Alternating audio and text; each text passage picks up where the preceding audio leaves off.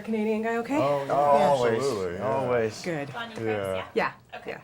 Good. This was so fantastic. Oh, I Did you couldn't like stop it? laughing the whole time. Oh, did you have fun? I had such a good Good. time. My kids are, well, my elder one, my young one is 14. He's like Good. so excited to see okay, it. good. Yeah. Very happy. Yeah. That's who we made it for. Okay. Well, congratulations to you Thank guys. you. Thank I you. so loved it, and how did you come up with this idea? How, was Fantasia something that was just stuck with you as a kid, or? Well, yeah, absolutely. But I sort of came to it by way of Arthurian mythology first, because I was interested in that and was trying to find a way to make a movie about an ancient sorcerer that hailed from that time.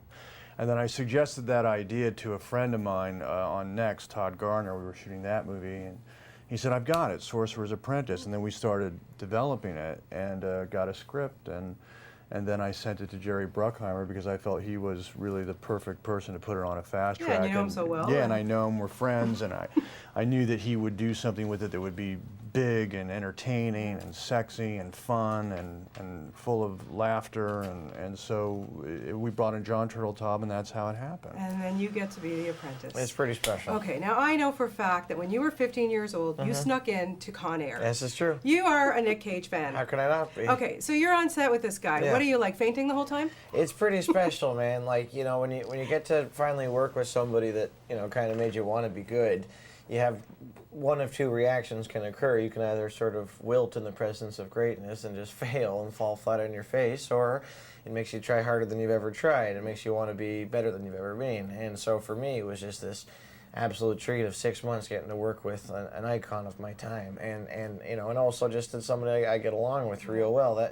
That being said, there were a myriad of times throughout the 6 months where this little voice would go off in my head, like, you were talking to Nicolas Cage right now. Stuff like that. I snuck into his films. That's exactly it, yeah. When I wasn't old enough. That's it. And then, like I said, the bond between you on screen is so fantastic. Thank you. Really, I mean, the chemistry Well, works. Was it immediate? How did you guys? Yeah, it was right away. Well, first of all, I knew how great he was because I'd seen $1 Million Baby, and I cried in that scene. It was really upset me and bummed me out, and I felt so bad for his character. And then I saw him in Tropic Thunder, and I went, wow, that's the same actor. So when John said they were thinking about him, about Jay, I was very excited.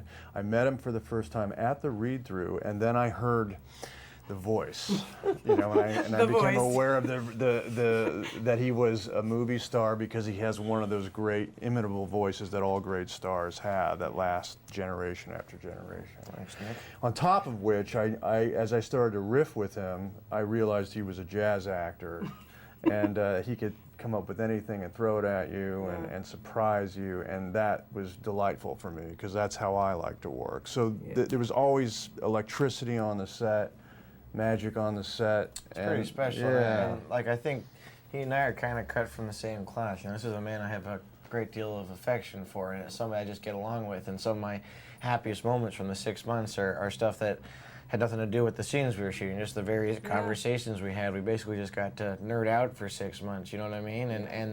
And for a guy like me, he's kind of it. He's the one of us that's made good. He's the character actor that became a movie star, and he's he can carry a movie and get the girl and save the day and still manage to be interesting and have all these messed up and have all these great nuances and stuff, man. And it's just like it was a big deal. It was a real treat. I loved your look in this film. Isn't That look was, Isn't it badass? I think you need to grow the hair, Isn't the it hat, and badass? that jacket. I don't know if I can do that on my own, but I do like to dress up. I do subscribe somewhat to the Lon Chaney Senior School of Acting. Yeah. I love to create new looks, and it helps me get in touch with the character too. But also the look was really. My dad never really wore long leather coats and things like that, but there was something about Balthazar's face and his hair that was really kind of also an homage to my father, who was the sorcerer in my life. There you go. Very quickly, I have to wrap, but being now you're the Jerry Bruckheimer, staple, and now you've worked with Jerry. Okay, I'm an Amazing Race fan, and I want him to do a Celebrity Amazing Race. Do you think you guys could do it together?